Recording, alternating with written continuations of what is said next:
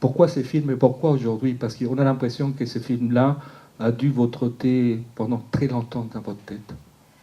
Oui, tout à fait. Pendant une trentaine d'années, après, moi, je fais du cinéma depuis 30 ans, depuis les années 80. J'ai commencé par Les Princes, un film sur les gitans de la région parisienne avec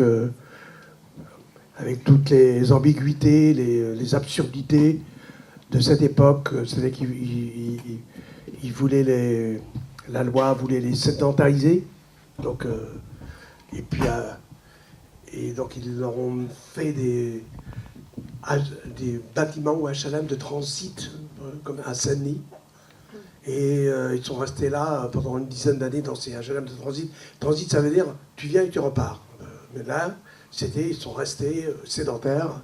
Et comme ils ne payent pas l'électricité parce qu'ils ne savaient pas où aller, ils ne travaillaient pas, ils n'allaient pas à l'usine, c'est pas c'est pas leur vie, ils ne connaissent pas ce genre de vie. Comme ça, eux, ils allaient de ville en ville pour travailler dans ce qu'ils savaient faire à l'époque, dans les années 60, 50, avant la guerre aussi. Et là, je parle de ça pour revenir. Et là, donc, ils les ont sédentarisés. Et puis après, comme ils ne payaient pas le loyer, les trucs comme ça, l'EDF et tout, ils les ont remis à la porte. Je trouve que c'est très symbolique de la société actuelle avec ce film, Les Princes.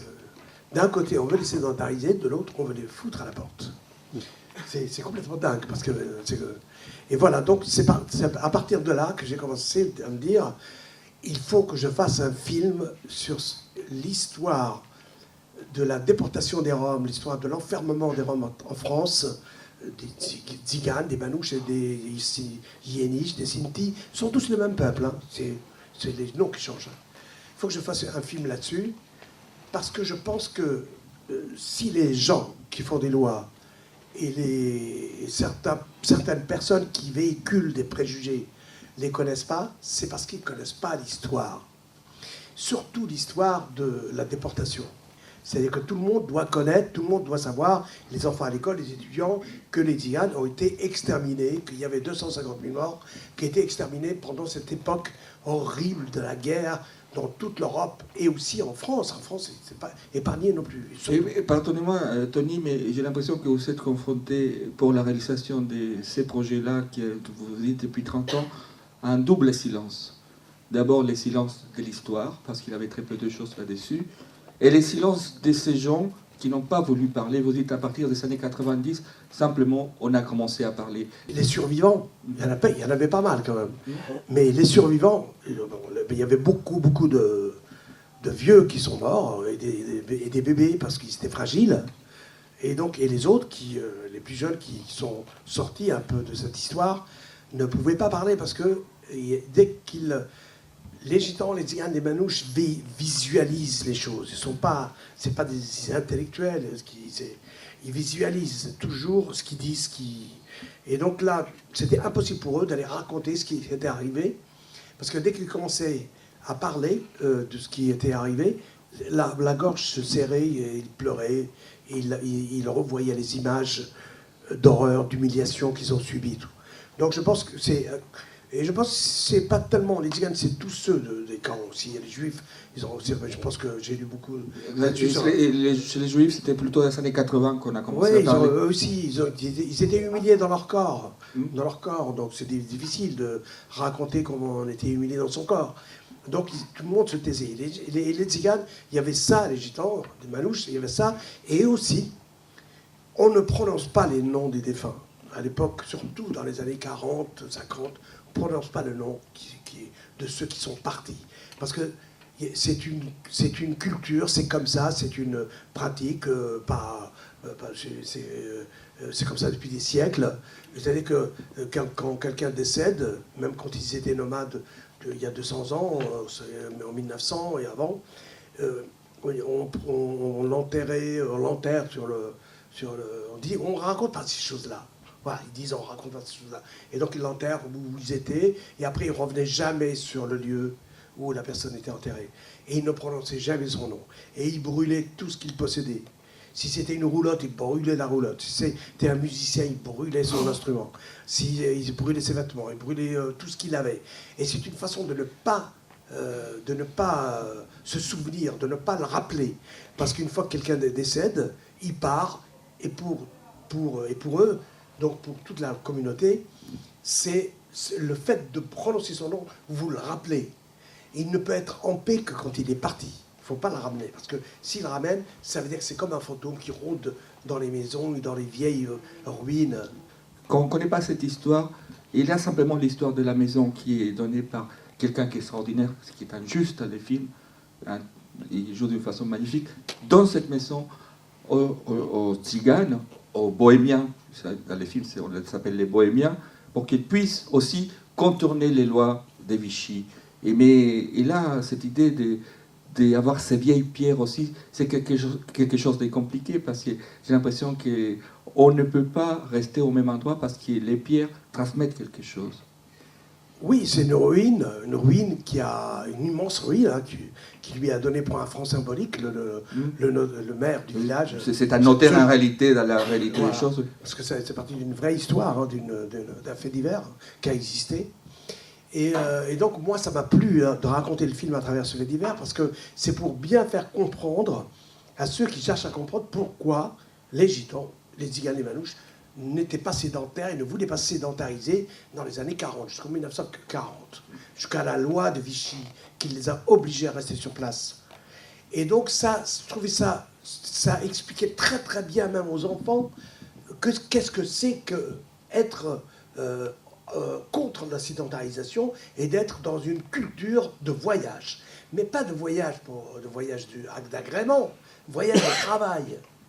Et donc, le fait qu'on leur offre cette maison pour les sauver, parce que c'était ça la loi, hein, quand ils arrivent dans cette maison avec des grosses pierres, avec des murs immenses, c'était ça, la campagne c'est ça, c'est des murs de 3 mètres pour que personne escalade, personne ne vienne voler. Et donc, le fait d'avoir fait, de montrer cette maison, que les bohémiens, cette petite famille, soient obligés de rentrer pour les protéger, c'est comme s'ils étaient en prison d'abord, et aussi, ils désenvoûtent au départ, avant de rentrer à la maison, ils enlèvent les mauvais esprits, ça c'est toujours comme ça, hein. Ils enlèvent les mauvais esprits, mais à l'époque c'était carrément enlever le fantôme, le diable. De l'enlever comme ça en disant va-t'en, tu n'as rien à faire ici, laisse-nous tranquille, on va habiter cette maison en attendant, mais on sent bien qu'ils n'aiment pas la pierre. Et que la pierre qui était là, elle était sûrement 2 fois centenaire, et 2 fois centenaire, vous vous rendez compte les nombres de décès qu'il y avait dans cette maison. Donc c'est tous des fantômes qui habitent ces pierres. Et c'est pour ça que Taloche... Taloche est un personnage extraordinaire. Absolument, c'est quelqu'un qui véhicule cette culture à lui-même. lui-même. Des folies aussi. Ouais, il est habité. Et lui, il pense que toutes les pierres, il y a un fantôme. Et en Rome, en Roumanie, c'est mulot, le mulot. On dit, oh, le mulot. Et jamais vous pouvez rentrer quelqu'un de la campagne, un tzigane, en Roumanie, n'importe où, dans une cave. Il rentrera jamais dans une cave. Même quand je tournais, je fais beaucoup de récréation avec Chavolo Schmidt pour la musique, il habitait dans un HLM et tout ça à Strasbourg à l'époque. Et à un moment, quand on a tourné la Chaudrome, on est allé pour aller voir, quelqu'un nous avait visité une cave pour nous montrer son vin, c'était à Tours. Et donc on rentre dans la cave, et Chavolo et ses cousins, et ils sont partis en courant, mais en courant, tu ne peux pas savoir, en disant le mulot Chavolo, c'est quand même un swing, le mec aujourd'hui qui est connu dans le monde entier. D'ailleurs, et c'est vrai qu'il a les petits-fils de Django Reinhardt qui jouent dans le film. Oui, il y a Thomas Lévis Baumgartner, c'est l'arrière-petit-fils de Django Reinhardt. Et à le voir, c'est très émouvant. C'est comme si on touchait un Stradivarius. Vous pouvez me toucher ça. Non, mais vous n'êtes pas un Stradivarius. Mais justement, Delphine, alors comment est-ce qu'ils ont fait la musique de ces films-là? Parce que vous l'avez fait tous les deux. Et comment est-ce qu'on construit une musique comme ça? Parce qu'il y a aussi tous les patrimoines, déjà la musique tzigane. Alors, vous savez piocher là-dedans ou simplement c'est un travail après image ou c'est un travail qu'on fait avant les films? Alors, c'est un travail qu'on a fait avant, pendant et après, le film. Et donc, en fait, par rapport à l'image en fait, qu'avait Tony dans la tête de ce qu'il voulait tourner, Tony m'indiquait toujours ce qu'il souhaitait avoir comme son et comme image et comme musique. Et donc on a travaillé très en amont par rapport à certaines musiques que les musiciens ont apprises pour pouvoir les jouer en fait sur le tournage. Mais quand Tony a clairement défini ce qu'il allait tourner le premier jour de tournage et dans les jours qui allaient suivre, on a fait toute une musique qui était faite à partir du décor en fait du film. Donc on a enregistré en fait tous les sons des roulottes, des charrettes, tous les sons en fait de matière qu'il y avait sur le film avant de tourner. Et donc Tony voyait exactement là où on allait placer les sons des charrettes et le son du seau et le son de la roue qui tourne en fonction de ce qu'il allait tourner. Donc en fait on a fait cette musique une semaine avant le tournage. Et les premières images du film ont été tournées avec la musique qui était déjà prête, parce que Tony savait exactement à quel moment il allait filmer le saut qu'on entendait en fait. Donc c'était une musique qui était très proche en fait de l'image, parce que Tony avait la vision de ce qu'on souhaitait avoir au final en termes de son. Et puis après pour les autres musiques en fait, comme c'était un film plutôt un film sur la France. On a travaillé en fait sur la java, on a travaillé sur la valse des styles français que on a écrit pour la java, on l'a écrit en amont du film, et par exemple pour la valse, on l'a écrite vraiment quasiment la veille du tournage également. Les musiciens l'ont appris dans l'après-midi, ils l'ont joué le lendemain, et à partir de cette valse-là qui est dans la scène du bal, on s'est dit que ça serait peut-être bien d'en faire une chanson, et puis on a eu la chance que Catherine Ringer accepte de chanter sur cette chanson, dont Tony a écrit le texte, qui est un peu le symbole en fait. Si quelqu'un s'inquiète de notre absence, dites-lui qu'ils ont été chassés. Et donc c'est vraiment c'est un peu le symbole du message que Tony souhaitait faire passer. On l'a fait en même temps que l'écriture du scénario pour la plupart des musiques, ou en même temps que le tournage. Effectivement, elle correspond exactement à l'émotion que souhaitait Tony dans le film. Et par rapport aux Tziganes, effectivement, on leur donne une musique, ils la jouent spontanément, tout de suite, avec une âme, avec force et conviction, et c'est fabuleux, parce que quand ils ont joué sur les vraies scènes, ils jouent vraiment dans le film. Hein. La musique que vous entendez, c'est vraiment la musique qu'ils ont jouée. Donc, quand il pleure aussi à la mort des Taloches, aussi, c'est voilà. Et quand il pleure, et ça. Je vais vous raconter une toute petite anecdote sur la musique, parce que Delphine, elle va pas. On préfère que je raconte ça. C'est que la musique, elle est faite aussi de bruit. C'est qu'il y a la musique, évidemment, avec des instruments, des cymbalums, des violons, tout ça. Mais aussi, on a utilisé des bruits parce que je me souviens que dans les romans picaresques qui ont écrit sur les Tziganes, ils racontent toujours, je ne sais pas si vous connaissez, un grand écrit qui s'appelle Richepin, il y en a plein, même Victor Hugo, et ils racontent en disant, et la tribu bohémienne s'en va, et ce mot m'avait toujours frappé, la tribu bohémienne s'en va avec ses enfants et tout ça, avec les grands-mères, les roulottes, dans un tintamarre incroyable. Et donc j'ai toujours dit que c'est pas un tintamarre, que l'écrivain qui a écrit, il n'a pas l'oreille musicale. Et en fin de compte, c'est pas un tintamarre. Un tintamarre, c'est quelque chose de... C'est une usine, un tintamarre. Eux, c'est pas une usine. Il y a des galops des chevaux, des pas des chevaux qui font... Ils sont 6 ou 7, et ça fait une véritable percussion. Les roues qui grincent sur le gravier, sur les roues en fer, en bois et fer, qui grincent, ça fait aussi une musique, c'est pas du tout tintamarre. Et tout le saut qui tape en rythme avec les roulottes qui font comme ça, il fait il fait pam, pam, c'est ça. Et donc tout ça mélangé à tous les bruits, des grincements, de tout, ça donne une musique. Et c'est pas un tintamarre. Et c'est un peu ce qu'on a fait, quand tu as expliqué tout à l'heure. Et donc c'est très important, cette notion du bruit qui n'est pas bruit comme un marteau-piqueur, par exemple, ou les voitures à marteau-piqueur et une usine. Ça, c'est du tintamarre, ça, c'est du bruit. Mais des gens qui marchent comme ça pour aller quelque part, c'est de la musique. C'est au moment où tu t'es posé la question du son dans le camp d'internement. Quel est le son qu'il y a dans le camp d'internement? Qu'est-ce qu'on entend, en fait? Parce que, voilà. Et en fait... quand tu as réfléchi, et je trouvais ça super, c'est, on va pas mettre des cris, on va mettre des pleurs, on va pas mettre symboliser l'angoisse par par ce genre de choses, mais en fait, tu as pris le son réel du camp qu'on a construit là-bas, et qui était en fait un portail de fer qui était là, et avec Tony, en fait, en découvrant le son du grincement, en fait, qui était un son assez symbolique, on a enregistré en fait ce son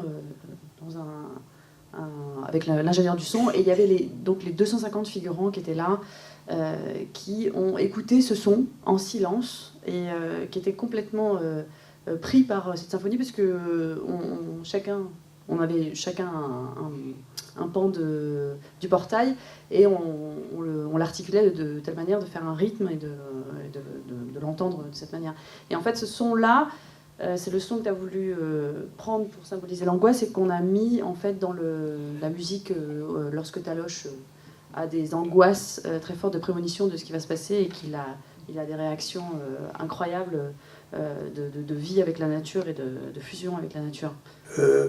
Vous savez que nous, on n'a pas été dans les camps de concentration, et on n'a pas été mis à 2000, à 1000, à 500 ensemble, et on ne nous a pas donné à manger pendant 2 ans, 3 ans. Et donc on n'était pas malade comme ça, on est malade, on pleure, mais après il y a le médecin qui arrive, donc on ne connaît pas qu'est-ce que c'est qu'une population entière qui est enfermée derrière les fils de fer barbelés. Et c'est quoi le son ? C'est quoi le son de ces gens-là ? C'est pas des gens qui bavardent, c'est pas des gens qui pleurent, ils ont fini de pleurer, ils pleurent plus. C'est pas des bébés, et peut-être des bébés que de temps en temps. C'est pas des gens qui se plaignent, c'est fini, ils se plaignent plus. Et donc c'est ça, tous les camps d'Allemagne et en France, je suis sûr que c'était ce son-là. Donc c'était sûrement des sons de vent, de portes en fer qui grincent, de clés quelque part au loin, des bébés qui toussent, des vieilles dames qui toussent, de peut-être un enfant qui dit quelque chose par rapport au pain, qu'il faut qu'il mange du pain, mais que des mots lointains, mais il n'y a pas de cri, il n'y a pas de déchirement, il n'y a pas de son, il n'y a pas de son. Le son qu'on connaît, il n'existe pas. C'est-à-dire que c'est des sons de malheur.